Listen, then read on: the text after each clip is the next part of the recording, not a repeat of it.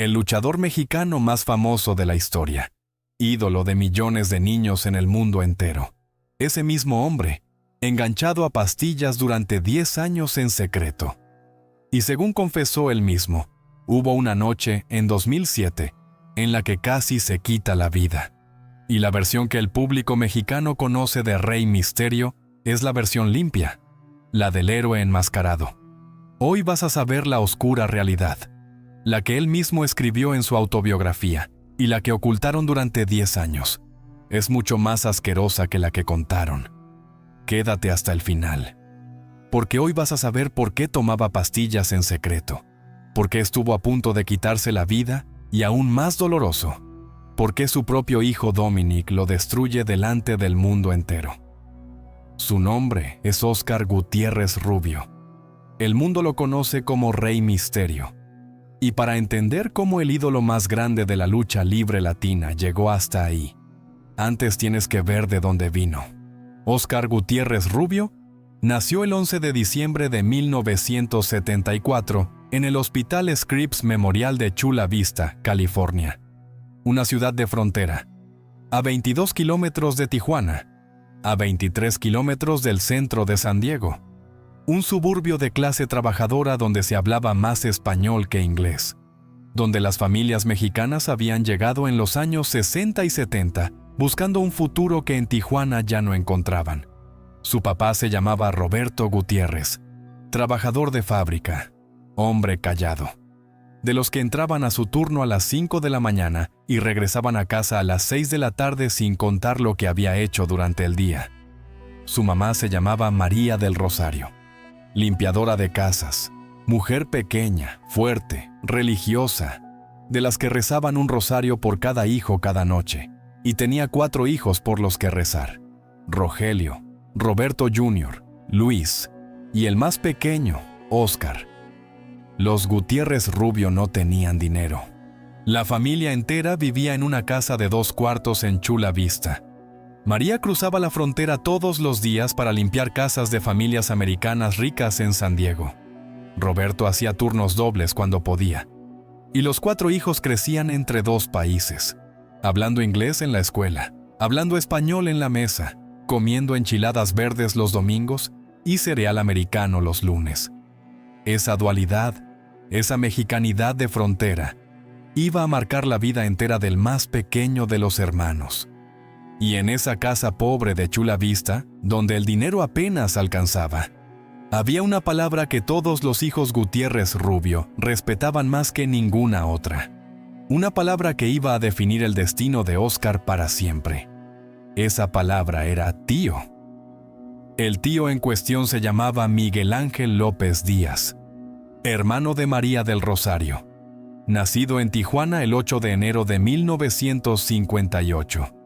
Y para 1979, cuando Óscar era apenas un niño de 5 años, su tío Miguel Ángel ya era una estrella de la lucha libre mexicana. Su nombre artístico era Rey Misterio, sin segundo apellido, sin junior, sin números, simplemente Rey Misterio.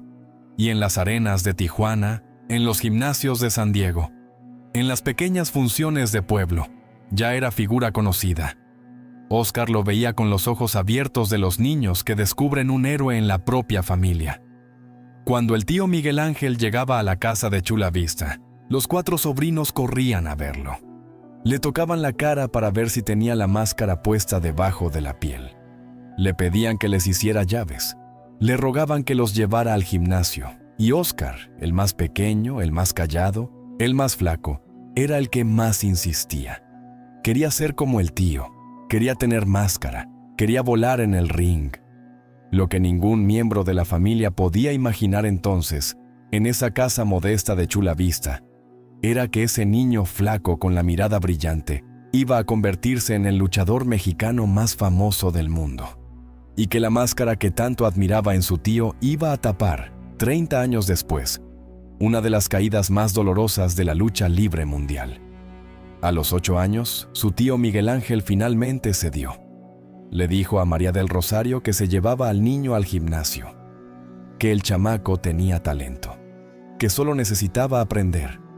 María, que era religiosa y temía por la integridad física de su hijo más pequeño, no quería que entrara al ring, pero el tío insistió. Le dijo que el muchacho iba a entrenar bajo su mirada, que no le iba a pasar nada, y que la lucha libre, para un niño pobre de la frontera, no era un deporte, era un camino para salir de la pobreza. María cedió, y Óscar Gutiérrez, con 8 años cumplidos, empezó a cruzar la frontera todos los sábados con su tío para ir al gimnasio que Miguel Ángel había abierto en Tijuana junto con Negro Casas y Superastro. Ese gimnasio iban a entrenar, en los años siguientes, a una generación completa de luchadores que después llegaría a la fama mundial. Conan, Psicosis, Halloween, Damián 666, y el más pequeño de todos, el sobrino del jefe, Óscar. En ese gimnasio, durante 6 años, Óscar Gutiérrez aprendió lucha libre como pocos niños en la historia. Su tío era exigente, implacable. Le hacía hacer ejercicios físicos hasta que vomitaba. Le hacía repetir llaves 100 veces. Le decía que si quería usar una máscara con el nombre Misterio, tenía que merecerla. Y Óscar, con la disciplina silenciosa de los niños tímidos, obedecía todo. Sin quejarse, sin llorar. A los 14 años, lo bautizó. Le dio su primer nombre artístico. Lo llamó Colibrí. Y con ese nombre, en una arena de Tijuana en 1989, el muchacho de 14 años hizo su debut profesional. Era ilegal. En México se requería licencia oficial para luchar profesionalmente. Pero los promotores de Tijuana, conocidos del tío Miguel Ángel, hacían la vista gorda con el sobrino. Colibrí saltaba, volaba, hacía piruetas que ningún otro luchador de su edad podía hacer, y la afición lo amaba. Lo que pocos saben es que durante esos primeros años, mientras Óscar Gutiérrez se convertía en estrella en Tijuana, su cuerpo ya estaba pagando un precio. Las rodillas del niño volador empezaron a fallar antes de los 20 años, y esa fragilidad oculta iba a ser la semilla de todo lo que iba a pasar después. A los 16 años, Óscar Gutiérrez cambió de nombre. Su tío decidió que ya estaba listo para llevar el apellido completo de la familia. Lo bautizó como Rey Misterio Jr. Y con ese nombre lucharía durante los siguientes 8 años en México. Primero en circuitos independientes de Tijuana, después en asistencia, asesoría y administración, la legendaria AAA del promotor Antonio Peña. Conan, que entonces era el booker principal de la empresa, fue quien lo recomendó a Peña. Le dijo: «Ese muchacho es lo más espectacular que he visto subir a un ring en años. Tienes que firmarlo ya». Antonio Peña lo firmó, y entre 1992 y 1995, Rey Misterio Jr. se convirtió en una de las figuras más queridas de AAA. Hacía equipo con un luchador llamado Romy Magruder. Tenía un rival con el que protagonizaba luchas históricas, Psicosis.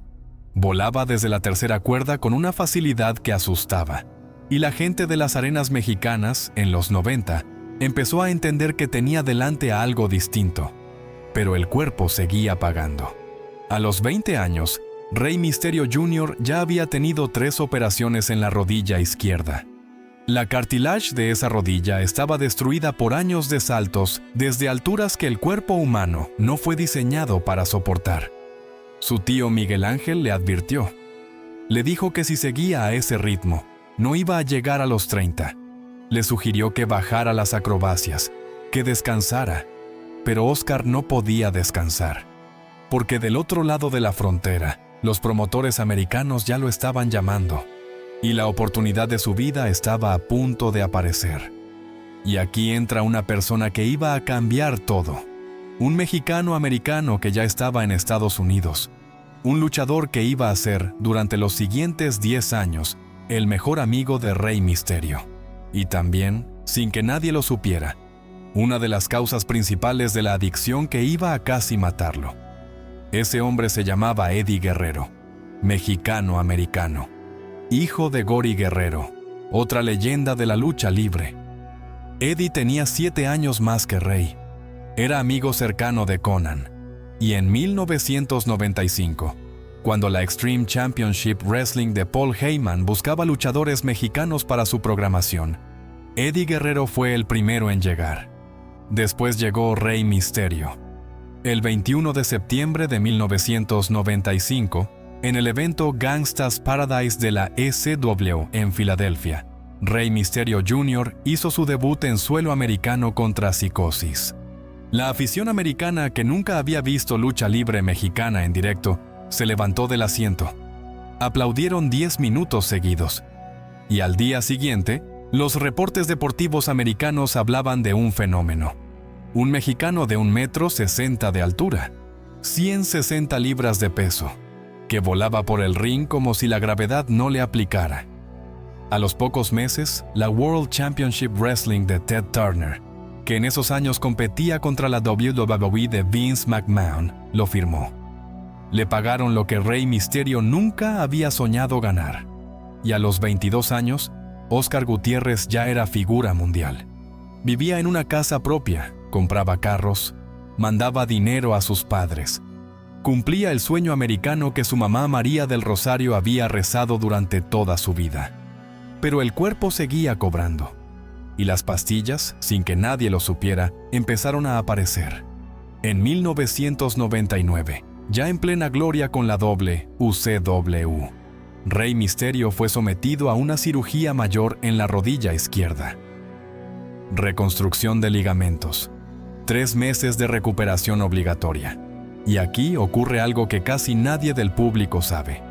El doctor que lo operó le recetó analgésicos opioides para manejar el dolor postoperatorio. Le recetó Vicodin. Le recetó Percocet. Y cuando los 3 meses de recuperación terminaron, el doctor de la WCW, en lugar de retirar las pastillas, las renovó. Una vez, otra más, porque Rey Mysterio tenía que volver al ring.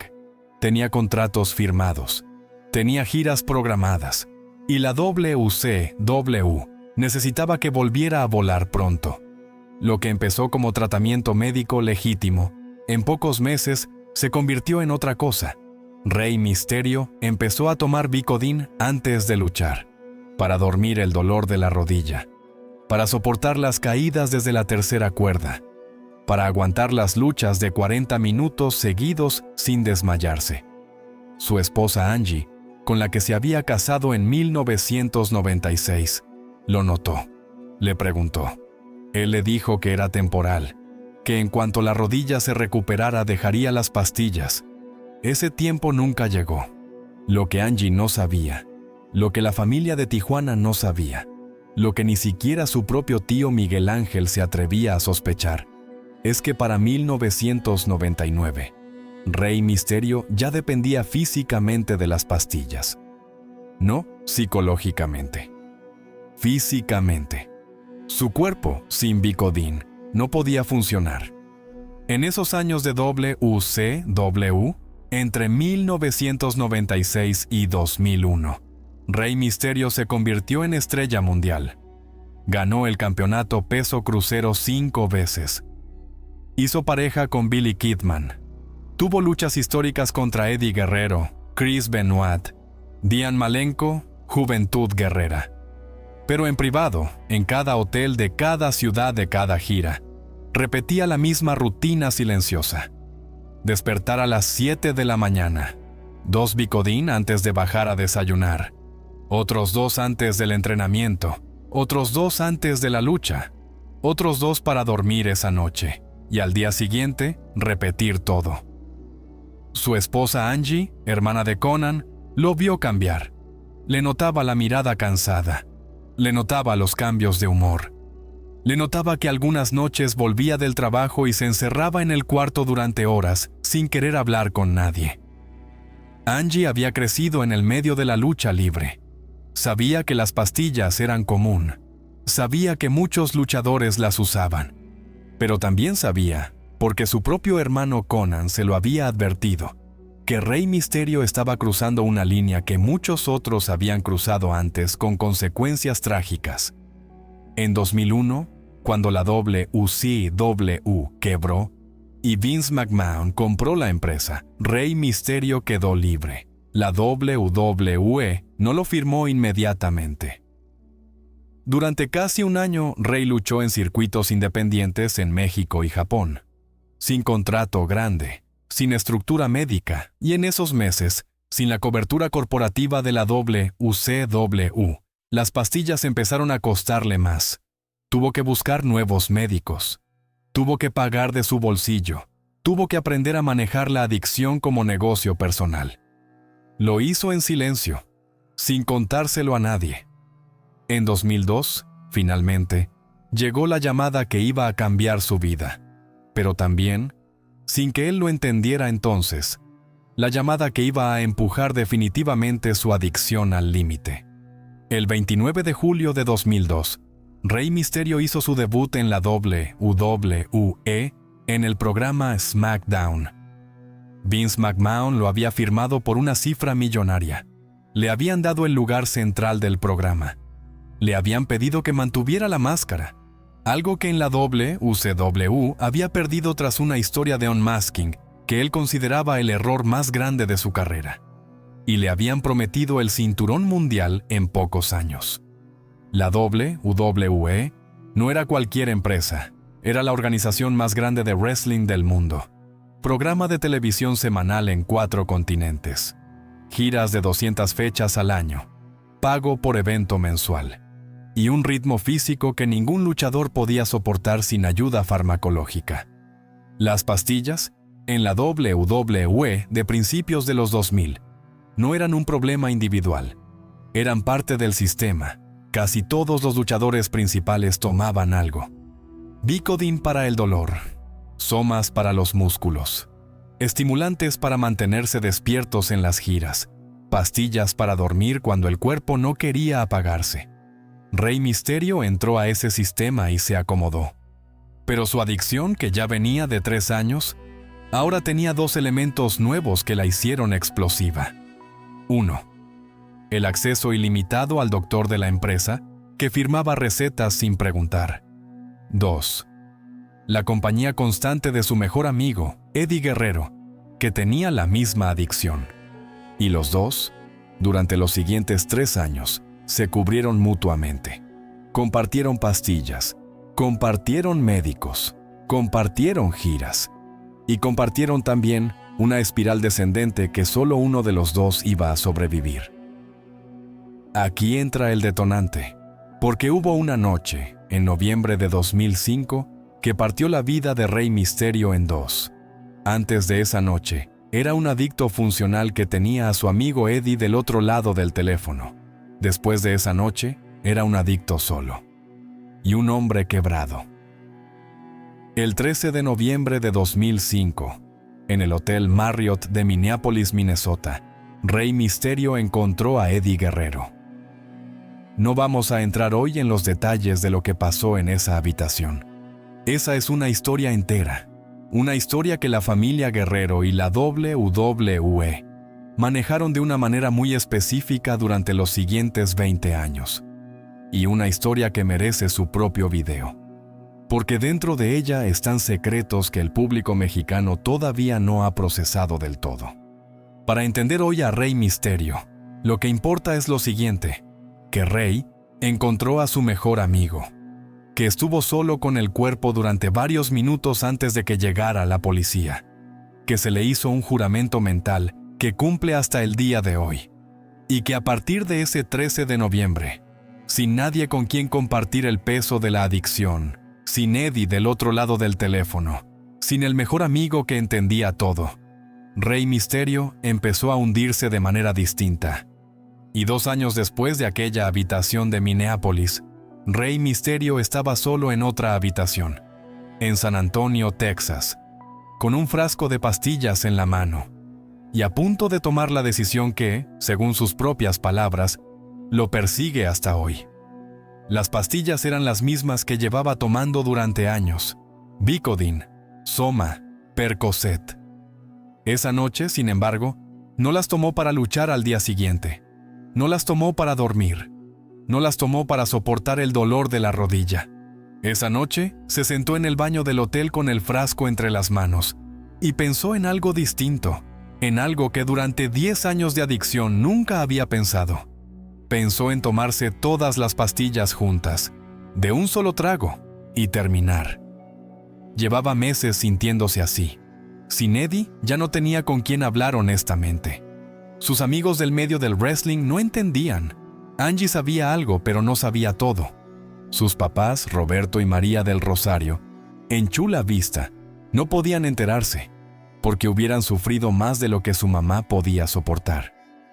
La WWE no podía enterarse, porque hubiera sido el fin de su carrera.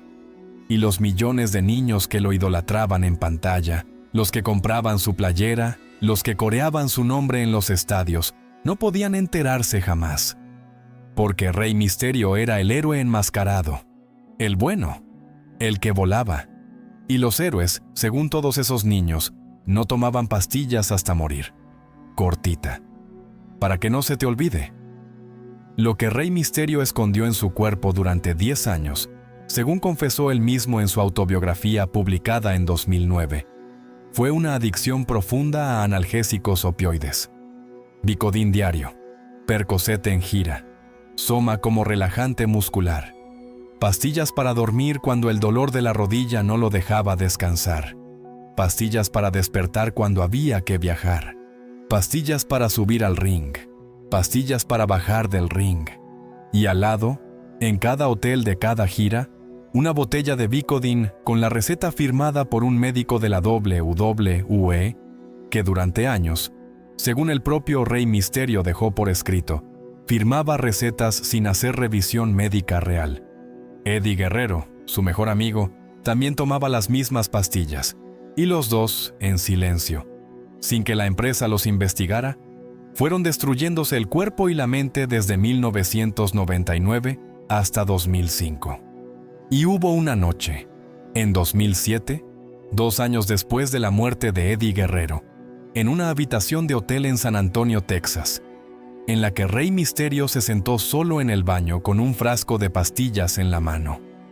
Pensó en tomárselas todas. Lo escribió en su autobiografía 2 años después. Esa noche, según sus propias palabras, no se quitó la vida porque pensó en su hija Aliyah, de pocos años de edad, y en Dominic, su hijo. Si no hubiera sido por ellos, dejó escrito, no estaría aquí contándolo. Esa es la primera verdad de esta historia. Que el ídolo de los niños del mundo, el héroe enmascarado de WWE, el luchador mexicano que más playeras vendió en la historia, estuvo durante 10 años enganchado a opioides. Que la empresa más grande del wrestling mundial le firmó las recetas. Que su mejor amigo Eddie Guerrero estaba en la misma situación. Y que una noche en San Antonio, en 2007, estuvo a un segundo de quitarse la vida en silencio sin que nadie del público pudiera ni siquiera imaginarlo. Pero esto, lo de las pastillas, lo de aquella noche en el baño de un hotel de Texas, no es lo más oscuro de esta historia. Porque 8 años después, en una arena de Tijuana frente a miles de personas, Rey Mysterio iba a hacer algo en el ring que cargaría como una segunda losa el resto de su vida. Algo que la empresa Pata A pidió que se enterrara. Algo que el público mexicano de 55 años recuerda como si lo hubiera visto ayer. Y cuando sepas qué pasó esa noche, vas a entender por qué hoy Rey Mysterio sigue diciendo que no puede volver a dormir tranquilo. Durante 8 años, entre 2007 y 2015, Rey Mysterio cumplió la promesa que se hizo aquella noche en el baño del hotel en San Antonio. Dejó las pastillas, se sometió a un programa de rehabilitación privado en Florida, cambió de doctor, empezó terapia con un psicólogo de WWE, y por primera vez en 10 años, su esposa Angie pudo dormir tranquila al lado de su marido, sin temer que se despertara muerto. Esos 8 años fueron, según los propios compañeros de Rey en WWE, los mejores años de su vida personal. Ganó el campeonato mundial de la WWE en 2006, 2010 y 2011. Se convirtió en uno de los rostros más reconocidos del wrestling global. Vendió millones de playeras. Construyó una casa de 5 recámaras en Bonita, California, suburbio de San Diego. Y sobre todo, Fue el papá que Dominic y Aliyah merecían tener. El que iba a los partidos del colegio. El que comía con ellos en la cocina los domingos. El que rezaba con María del Rosario, su mamá, cada vez que iba a Tijuana a verla. Su tío Miguel Ángel, ya retirado, vivía cerca y le decía a María del Rosario en confianza algo que la familia entera notaba.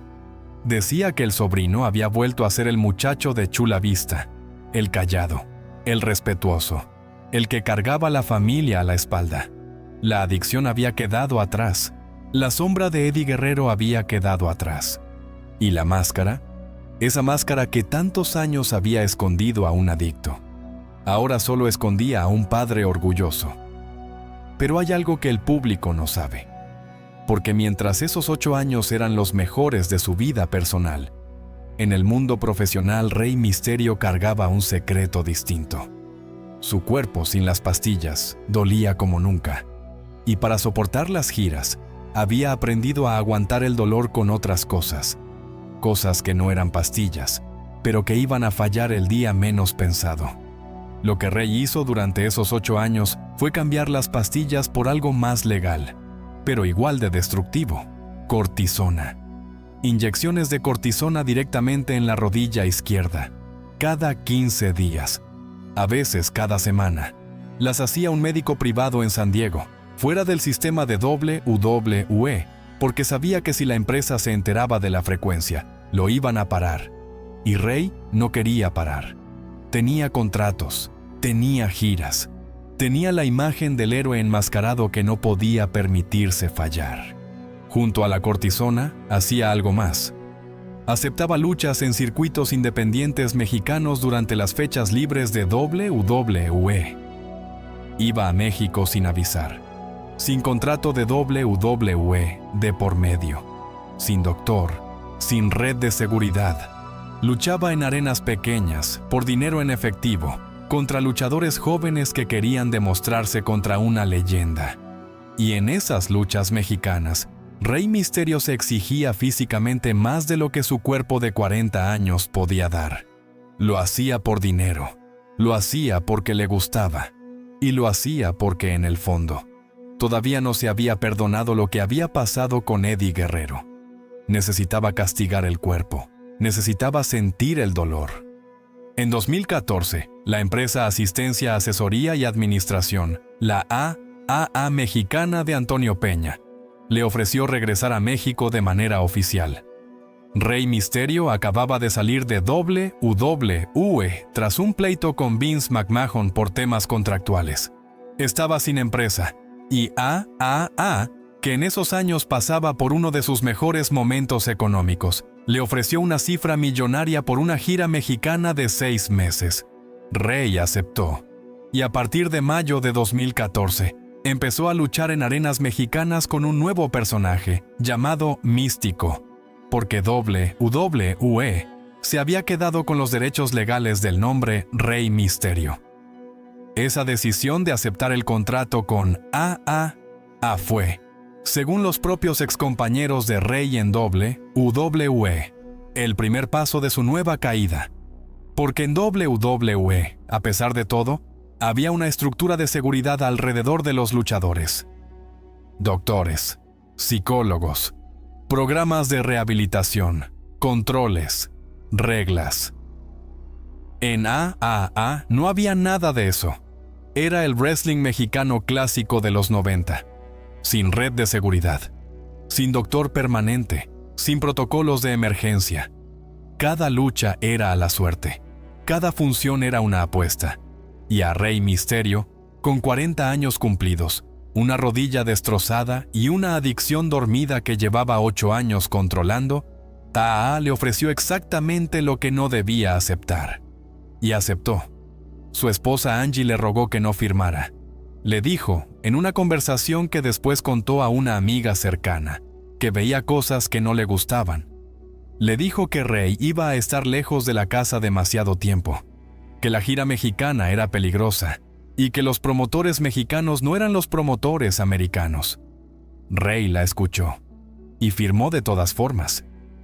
La cifra que AAA le ofreció era suficiente para 3 años de vida cómoda. Y Ray, que había crecido pobre en Chula Vista, no podía decir que no a ese dinero.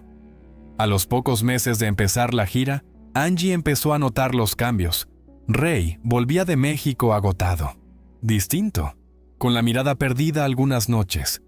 Le preguntaba si estaba bien. Él le decía que era el cuerpo, que estaba viejo, que las luchas mexicanas pegaban más fuerte.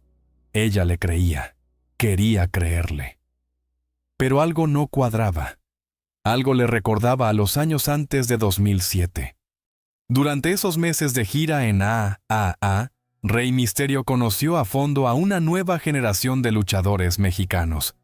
Pentagón Jr., Fénix, El Texano Jr., Mascarita Sagrada y, por supuesto, la familia Aguayo.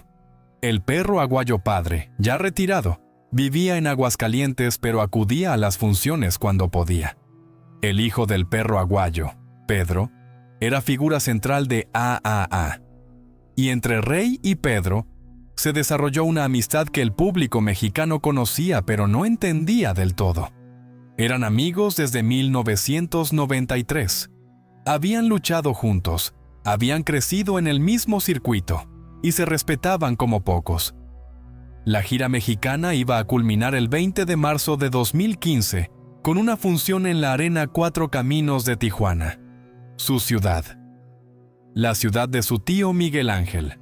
La ciudad donde había debutado a los 14 años como colibrí. Para Rey Mysterio, esa noche tenía un peso especial. Era el regreso a casa después de 20 años de gloria mundial.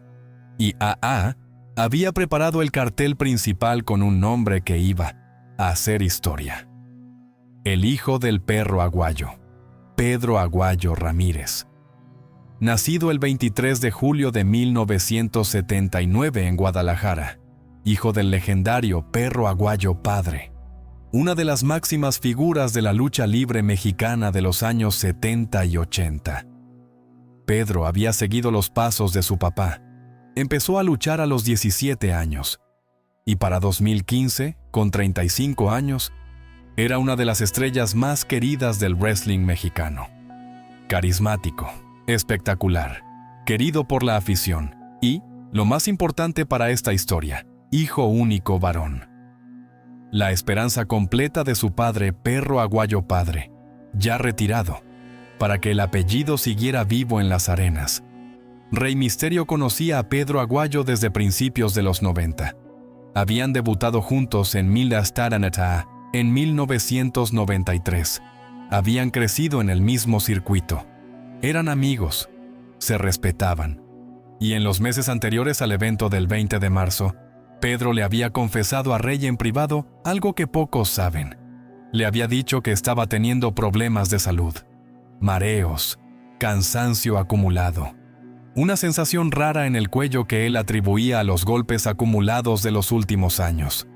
Pero Pedro había pedido a Rey que no lo dijera a nadie, porque no quería perder fechas, porque tenía hijos pequeños, y porque el orgullo de la familia Aguayo no le permitía retirarse a los 35 años por dolencias menores.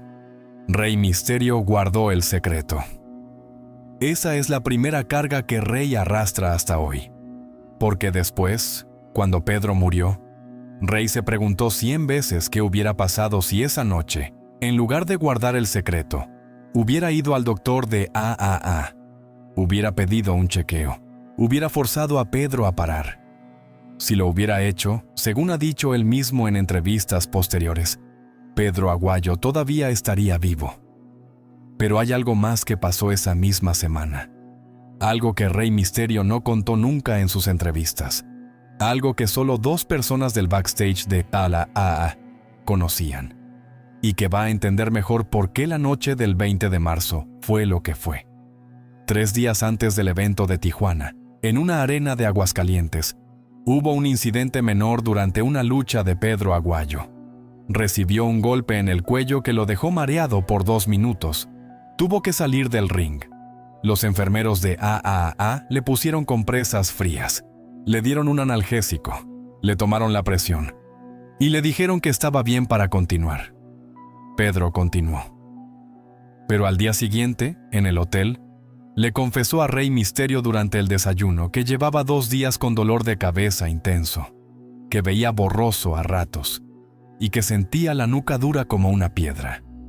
Rey Misterio, según contaría más tarde a su psicólogo, debió haberle dicho a Pedro que no luchara en Tijuana. Debió haber ido al jefe de AAA, Joaquín Roldán, para alertarlo. Debió haber tomado el papel del amigo mayor, del que tiene más experiencia, del que sabe cuando un cuerpo está pasando una línea peligrosa. Pero no lo hizo, porque Pedro le pidió que no lo hiciera. Porque la función de Tijuana era el evento más importante de la gira. Porque la cifra que Clearstad le pagaba a Pedro por esa noche era de $12,000 en efectivo, una fortuna en México. Y porque Rey, en el fondo, entendía el orgullo del hijo del perro aguayo. El mismo orgullo que él había sentido a los 35 años cuando todavía luchaba enganchado a Vicodin. Rey cayó, y Pedro luchó. Esa noche, en la Arena Cuatro Caminos, había 3,000 personas. La función se transmitió en vivo por cable a varios estados de México, y lo que el público iba a ver durante los siguientes 4 minutos iba a quedar grabado para siempre en la memoria de cualquier mexicano de 40 años o más que estaba viendo televisión esa noche. Hay que entender qué tipo de noche era esa para Rey Misterio antes de subir al ring. A las 4 de la tarde, había llegado a la arena en una camioneta de Tarara. Saludó a la gente de seguridad. Pasó al camerino principal.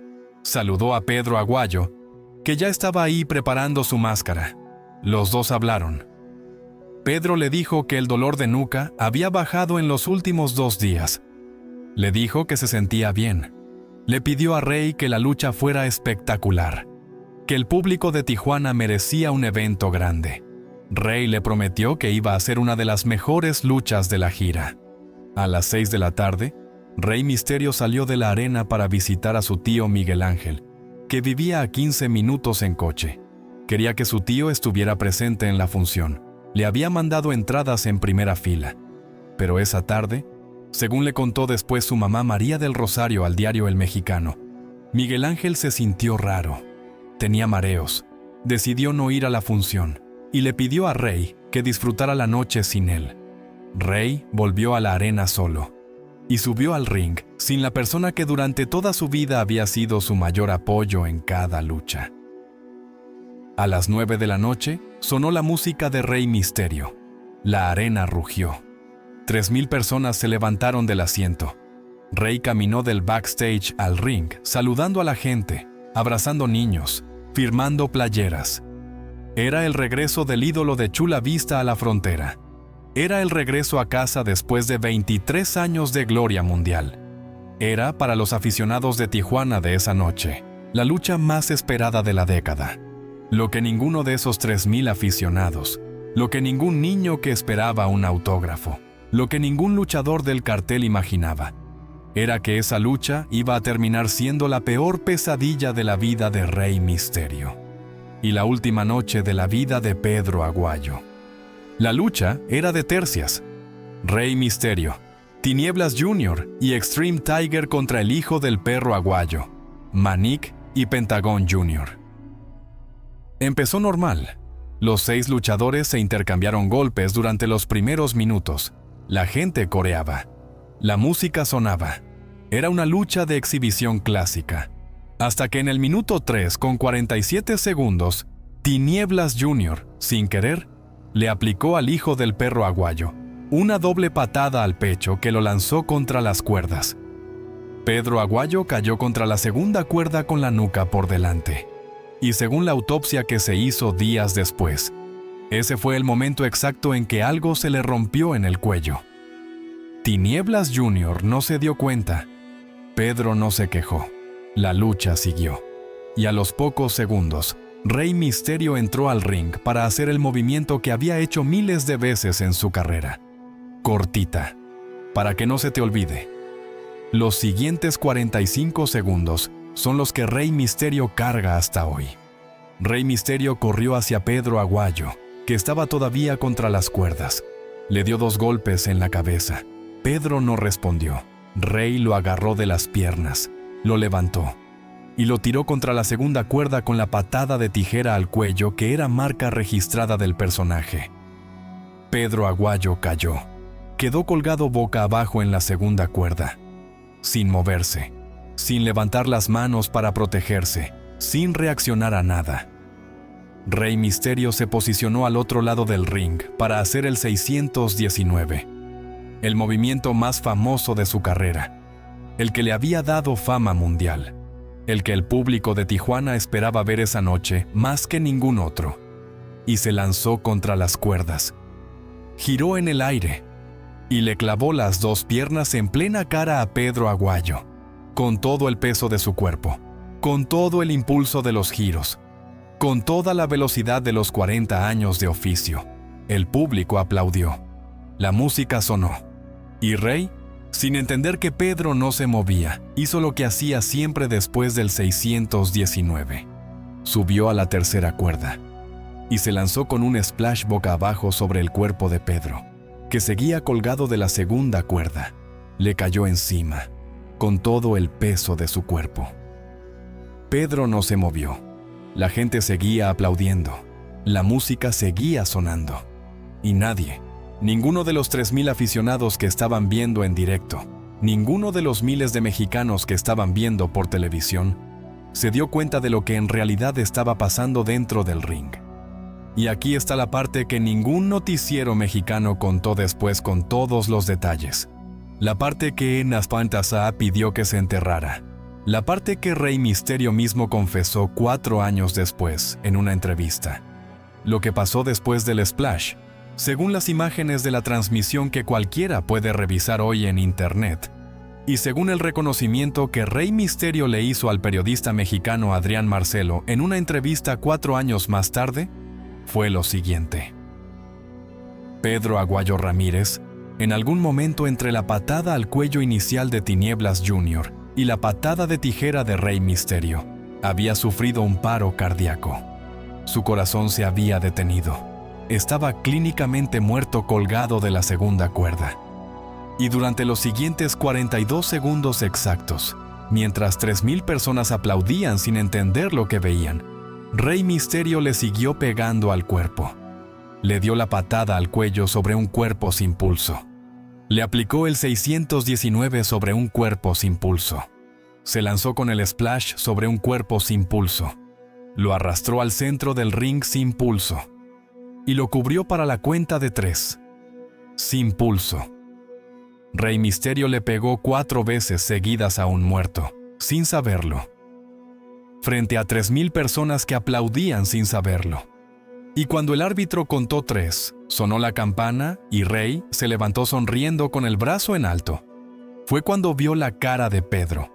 Los ojos abiertos, la boca abierta, la sangre saliendo despacio por una de las orejas.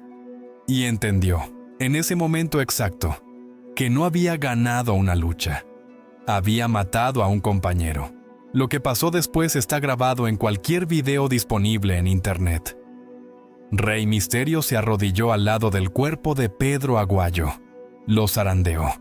Le gritó al oído. Le pidió que se levantara. Pedro no respondió. Y Rey Misterio, con la máscara puesta, empezó a llorar de rodillas en el centro del ring sin poder moverse. 3,000 personas se hicieron silencio. La música se cortó. El árbitro corrió hacia la mesa de comentaristas. Y los médicos de AAAA, que en realidad eran 2 enfermeros sin equipo de reanimación cardíaca, subieron al ring sin saber qué hacer. Pedro Aguayo Ramírez fue trasladado al Hospital del Prado de Tijuana a las 10:27 de la noche. Le aplicaron reanimación cardiopulmonar durante 23 minutos. No respondió. A las 10:50, los médicos del hospital declararon su fallecimiento oficial. Tenía 35 años. Dejaba 2 hijos pequeños y un padre, Perro Aguayo padre, que esa noche estaba viendo la transmisión desde su casa de Aguascalientes y que vio a su único hijo varón morir delante de sus ojos en la televisión. Pero esto, lo del cuarteto de golpes a un cadáver, no es lo más oscuro de esta noche, porque a las pocas horas, en el backstage de la Arena Cuatro Caminos, pasó algo que Rey Misterio cargó en silencio durante 4 años, y que la empresa Taponbarla pagó muy caro para que no saliera a la luz. A las 11 de la noche, mientras todavía estaban los noticieros transmitiendo en vivo desde fuera de la arena, el dueño de AAA, Joaquín Roldán, llamó a Rey Misterio a una oficina del backstage. La oficina estaba detrás del camerino principal. Tenía un escritorio, 2 sillas, una botella de tequila a medio terminar sobre la mesa y un documento preredactado por el equipo legal de AAA esperando una firma. Roldán le dijo a Rey, sin rodeos, lo siguiente. Le dijo que sabían que había sido un accidente, que nadie lo culpaba, que tenía que firmar el documento que decía exactamente eso, que había sido un accidente sin culpa de nadie, y que tenía que volver a luchar en la siguiente función en Tepic 2 noches después, como si nada hubiera pasado.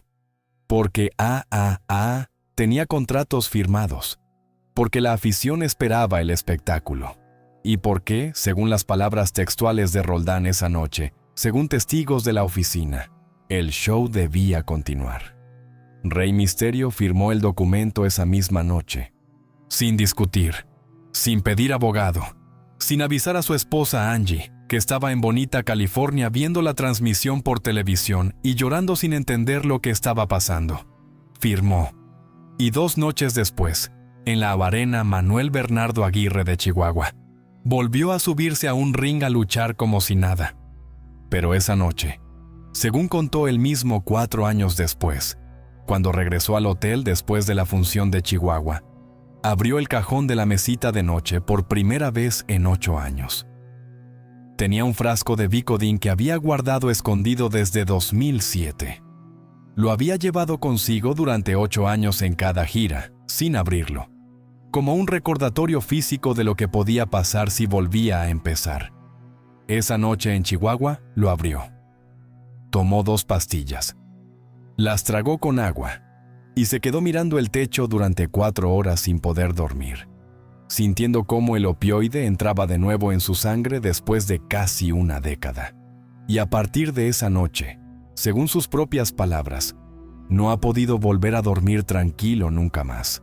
La promesa que se había hecho en San Antonio en 2007, la de no volver a tocar las pastillas mientras Dominic y Aaliyah estuvieran cerca, se rompió esa noche en un hotel de Chihuahua. Y el primero en notarlo, cuando Rey regresó 3 días después a su casa de Bonita, California, fue un muchacho de 18 años que estaba sentado en el sillón esperándolo despierto. Su propio hijo, Dominic. Rey Misterio regresó a Bonita, California 3 días después de la muerte de Pedro Aguayo. Tomó un vuelo desde Tijuana al aeropuerto de San Diego. Manejó en silencio durante los 22 minutos que separan el aeropuerto de su casa. Y cuando entró por la puerta de la cocina con la maleta en la mano, eran las 12:35 de la noche. Pensó que su esposa Angie y sus hijos Dominic y Aaliyah estarían dormidos. Pensó que iba a poder subir a su cuarto sin que nadie lo viera. Pensó que el tiempo en el avión le había bastado para limpiarse la cara, controlar las pupilas y poner la voz firme de cuando no había tomado nada. Pero al cruzar la puerta de la cocina, en el sillón de la sala, había alguien esperándolo despierto. Un muchacho de 18 años, su hijo mayor, Dominic, con la televisión apagada, con una taza de té enfriada al lado del sillón, y con esa mirada que solo tienen los hijos cuando saben algo del padre que el padre todavía cree que han logrado esconder. Lo que Dominic le dijo a Rey Misterio esa madrugada, en la cocina de la casa de Bonita, California, fue la primera de muchas frases que durante los siguientes 8 años iba a guardar contra él. Y la primera vez que un hijo le rompió el corazón a Rey Misterio en su propia casa. Dominic se levantó del sillón despacio. Caminó hacia la cocina sin saludar. Se paró delante de su papá con los brazos cruzados y le hizo una pregunta corta. Le preguntó por qué olía como olía Eddie Guerrero antes de morir. Rey Misterio, todavía con la maleta en la mano, no contestó. No supo qué decir. Dominic tenía 18 años. Había crecido al lado de Eddie. Lo había llamado tío Eddie desde los 6 años hasta los 9. Había visto el cuerpo de Eddie en el funeral. y había aprendido a oler la mezcla específica de Vicodin con el sudor del padre cuando volvía de las giras. Esa noche, viendo a su papá entrar a la cocina, Dominic supo en un segundo que Ray había vuelto a empezar. Ray no contestó nada.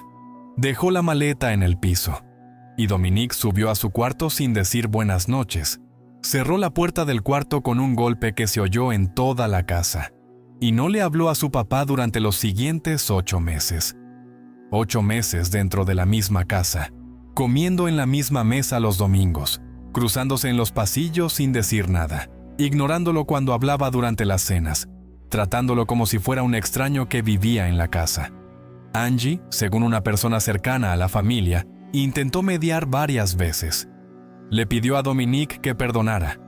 Le explicó que su papá estaba pasando por algo muy difícil después de Tijuana, que necesitaba apoyo, no rechazo. Dominic la escuchó, asintió, y después, cuando Angie salía del cuarto, abría el cajón de su escritorio y escribía en un cuaderno. Ese cuaderno azul de la prepa con espirales en el lomo, va a aparecer 8 años después en una oficina de la WWE. Y va a cambiar todo. Durante los siguientes años, entre 2015 y 2022, Rey Mysterio vivió 3 vidas paralelas. Una vida pública en WWE, donde regresó tras la muerte de Pedro Aguayo y fue recibido como héroe. Ganó el campeonato crucero. Hizo equipo con su propio hijo Dominic, cuando éste firmó con la empresa en 2020.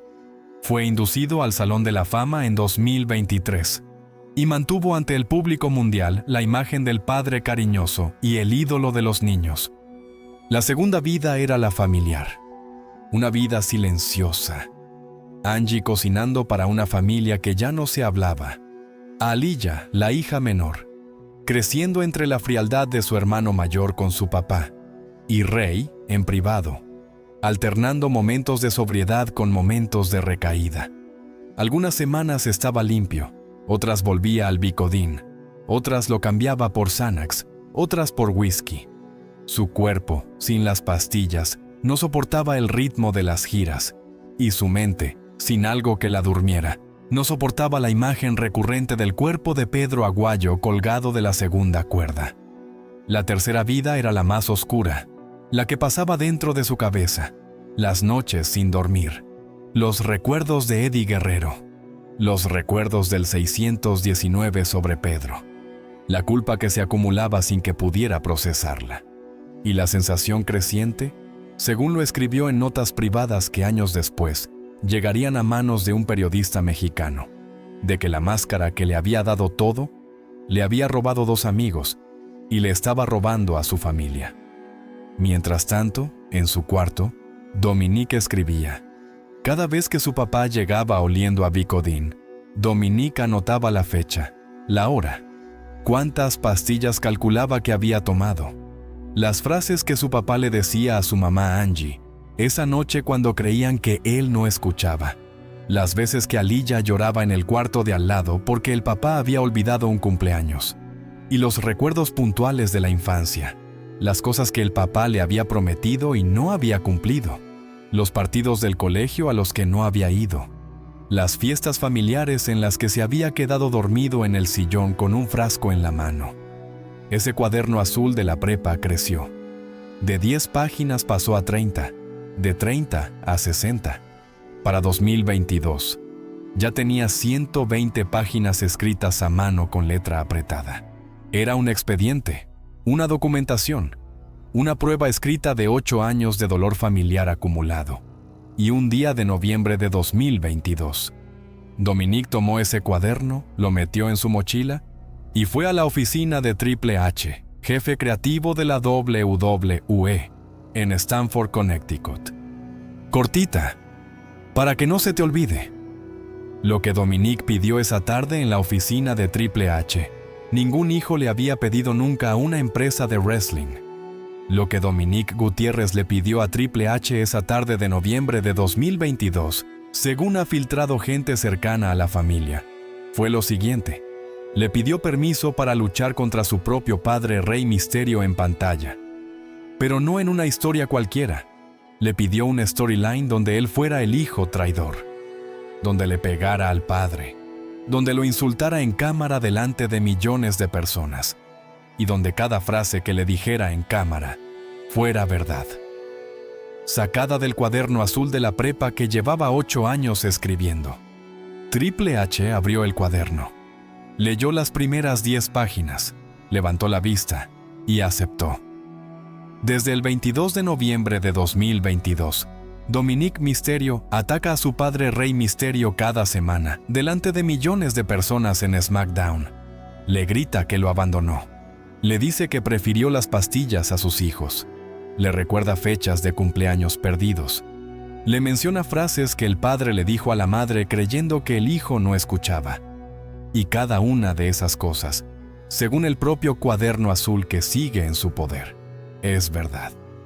La gente del público lo aplaude pensando que es ficción. Rey Mysterio sonríe porque la máscara le tapa la cara. Y nadie, ningún espectador en el mundo, sabe que cada miércoles por la noche, en el ring más grande de la lucha libre mundial, un hijo le devuelve a su padre 8 años de dolor real frente a la cámara. Y mientras Dominic le devolvía a Rey el dolor en pantalla cada semana, Angie, en silencio, había estado tomando su propia decisión. Una decisión que llevaba años madurando. Una decisión que finalmente ejecutó la mañana del 14 de mayo de 2023. Sin escándalo, sin prensa, sin discusión. Esa mañana, mientras Rey Mysterio estaba en una gira en Orlando, Florida con la WWE, Angie cargó 2 maletas en su coche. Una con sus cosas, otra con las cosas de Aliyah, que entonces tenía 18 años y la apoyaba. Manejó el coche por el camino de la casa de Bonita, California. Salió a la carretera y se fue.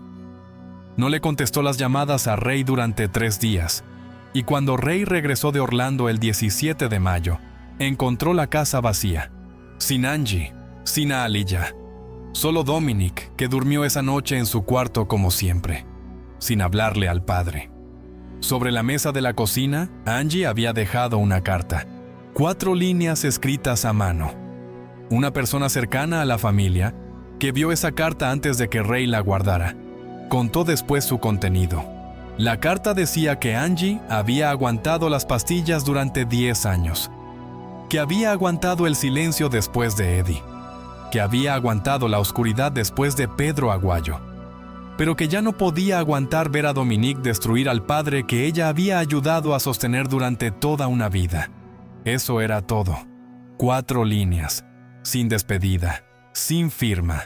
Angie pidió el divorcio formal 6 meses después, y Rey Mysterio, hoy a los 51 años, vive solo en una casa de 5 recámaras en Bonita, California, donde antes vivían 4 personas. Sigue luchando, sigue subiendo al ring cada semana. Sigue siendo, oficialmente, una de las estrellas más queridas de WWE. Hace eventos en estadios llenos, firma autógrafos a niños, saluda a la afición con la máscara puesta. Y cuando alguien le pregunta cómo está, responde lo que ha respondido durante 30 años de carrera. Responde que está bien, que la familia está bien, que la lucha libre es su vida. Y sonríe debajo de la máscara para que nadie pueda ver lo que de verdad hay en su cara. Pero según confesó en una entrevista reciente al programa Pat McAfee Show en 2024, Rey Mysterio dijo una frase que pasó casi desapercibida en los medios y que es probablemente la más triste de toda su carrera.